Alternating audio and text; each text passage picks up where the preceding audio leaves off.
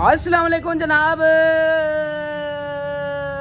ठीक हो? तबीयत से ठीक है? मैं ਤੁਹਾਡਾ ਆਪਣਾ ਭਰਾ ਤੇ ਤੁਹਾਡਾ ਆਪਣਾ ਵੀਰ ਸੈਲ ਕੀ ਨਜ਼ਰ। ਤੇ ਹੋਰ ਸੁਣਾਓ ਬੇਲੀਓ ਤੇ ਸੇਲੀਓ, ਠੀਕ ਹੋ? ਕੜਕੇਦਾਰ ਹੋ, ਪੜਕੇਦਾਰ ਹੋ, ਫਿੱਟ ਹੋ? ਅੱਛਾ ਜਨਾਬ, ਆਓ ਤੁਹਾਨੂੰ ਵਿਖਾਈਏ ਅੱਜ ਦਾ ਫਿਰ ਵਲੋਗ। ਅੱਜ ਜਨਾਬ ਮੈਂ ਆਪਣੇ ਘਰ ਦੇ ਸੈਕੰਡ ਫਲੋਰ ਤੇ ਉੱਤੇ ਆਇਆ ਜੇ, ਉੱਤੇ ਆਹੋ ਉੱਤੇ ਆਇਆ ਜੇ। ਤੇ ਅੱਜ ਜਨਾਬ ਮੈਂ ਤੁਹਾਨੂੰ ਵਿਖਾਉਣ ਲੱਗਾ ਇੱਕ ਬਹੁਤ ਹੀ ਕਮਾਲ ਦੀ ਤੇ ਜ਼ਬਰਦਸਤ ਚੀਜ਼ ਜਿਹੜੀ ਕਿ ਤੁਸੀਂ ਵੇਖਦੇ ਹੋ। ਆਹ ਦੇਖੋ ਜਨਾਬ, ਇਹਨੂੰ ਕੁਆਰ ਕਹੀਦਾ, ਓਲੈਵੀਆ ਵੀ ਕਹਿੰਦੇ ਨੇ ਇਹਨੂੰ ਇੰਗਲਿਸ਼ 'ਚ, ਸਹੀ ਹੈ। ਤੇ ਇਹ ਜਨਾਬ ਜਿਹੜੀ ਹੈ ਨਾ ਬੂਟੀ ਅਸੀਂ ਲੈ ਕੇ ਆਏ ਹਾਂ ਤੇ ਆਪਣੇ ਘਰ ਦੇ ਵਿੱਚ ਲਾਈ ਹੋਈ ਆ। ਤੇ ਅਕਸਰ ਨਾ ਮੇਰੇ ਵੇਖਣ 'ਚ ਜਿਹੜੀਆਂ ਔਰਤਾਂ ਹੁੰਦੀਆਂ ਜਿਨ੍ਹਾਂ ਦੇ ਮੂੰਹ ਤੇ ਪਿੰਪਲ ਬਣ ਜਾਂਦੇ ਆ ਜਾਂ ਛੂਈਆਂ ਬਣ ਜਾਂਦੀਆਂ, ਸਹੀ ਆ, ਉਹ ਮੈਨੂੰ ਲੱਗਦਾ ਮੂੰਹ ਤੇ ਲਾਉਂਦੀਆਂ ਨੇ। ਇਹ ਉਹਨਾਂ ਲਈ ਹੈ।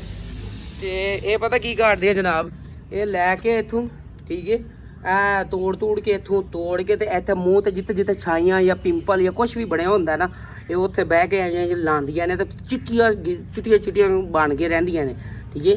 ਇਹ ਵੇਖੋ, ਇਹ ਮੈਨੂੰ ਲੱਗਦਾ ਕੋਈ ਜੰਗਲੀ ਬੂਟੀ ਆ, ਕਿਸੇ ਜੰਗਲ ਦੇ ਵਿੱਚੋਂ ਕੋਈ ਮੇਰੇ ਖਿਆਲ 'ਚ ਲੱਗੀ ਹੁੰਦੀ ਆ, ਉੱਥੋਂ ਪੱਟ ਕੇ ਲਿਆਉਂਦੇ ਆ, ਠੀਕ ਹੈ।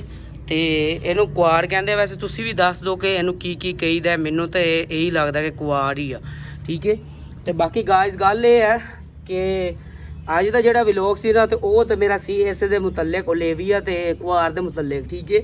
ਬਾਕੀ ਇਹਦੇ ਨਾਲ ਹੀ ਜਨਾਬ ਵੀਡੀਓ ਹੋ ਗਈ ਖ਼ਤਮ।